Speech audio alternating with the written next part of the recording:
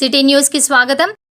భద్రకాళి దేవాలయ మానవీధుల నిర్మాణం కోసం తమ ఇండ్లను కూల్చి వేయొద్దంటూ వరంగల్ మున్సిపల్ కార్పొరేషన్ ముందు చెరబండ రాజు నగర్ కాలనీ వాసులు ఆందోళన చేపట్టారు.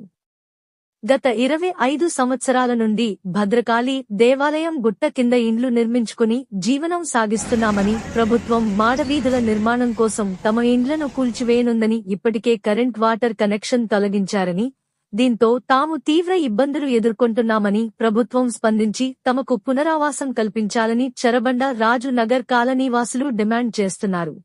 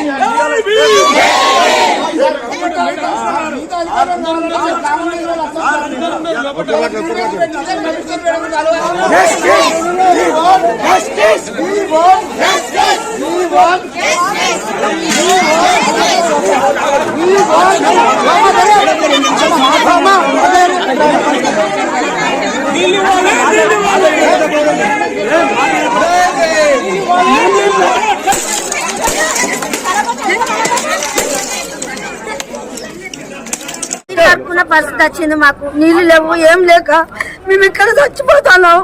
తిండి తిక్కరం లేకుండా, నిద్ర లేకుండా, ఆహారం లేకుండా, అసలు మేము మనుషులం కాదా మేడం? మీరు మా చెడ్డ ఇలాగా మీరు ఇంత వాటర్ లేకుండా ఏం లేకుండా మేము బతుకుతాం. ఇక్కడ పాములల్లా తేళ్ళల్లా పడి సత్తాను. ఇప్పుడు మాది అని కొట్లాడుతాను, మాది అని హక్కున్నది మీకు. మరి మాకు లేదా మేడం? మీకు కష్టం చేయలేదా? మాకు అట్టిగా ఇచ్చిందా భూములు? గవర్నమెంట్ ఇచ్చిన భూములకెళ్ళి మీరు కొట్లాడతాను కాదు మేడం? దేవస్థానం మందం కాదు కదా. మేము ఇక్కడ ఉండాలనే కదా మేము మాకు ఇచ్చిన రైతులు. గవర్నమెంట్ రాజు కాలనీ మాకు నీళ్ళు ఇయ్యక 15 రోజులు అవుతుంది. నా పేరు గన్నవరం శారద. మాకు వినయ్ భాస్కర్ తెచ్చిచ్చిన నీళ్లతోటి ఒక్కొక్క బుక్క తాపించుకుంటా పిల్లల్ని అవగలించుకుంటా బతుకుతాను. మా బాధలు ఏంది? మా సమస్యలు ఇనదా? మా మేడం ఎందుకింత బాధ పెడతాను? పిల్లలు మేము నీళ్లు లేక నొప్పులు లేక అవగోలించుకుంటా స్కూల్ కు పోక పిల్లలు 15 రోజులకు అందరు అది బాధ పడుతున్నాం. మా సమస్యలు ఎందుకు వినిపించుకుంటలేదు? మా సమస్యలు ఎందుకు తీరుస్తలేదు మేడం? మాకెందుకు ఇంత బాధ పెడతాను? పిల్లలు మేము ఏం కావాలి? ఇక్కడికి వచ్చి మాట్లాడాలి, మా సమస్యలు వినాలని. మా పిల్లలు మేము దూపకు లేక అవగోలిస్తాను. మేము ఈ చెడమండరాజు కాలనీ వాళ్ళకు ఒక్క చుక్క నీళ్ళు ఇయ్యక ఇప్పటికీ 16 రోజుల కానీ ఉండాలి. మేము అవగోలించుకుంటా బతుకుతున్నాం.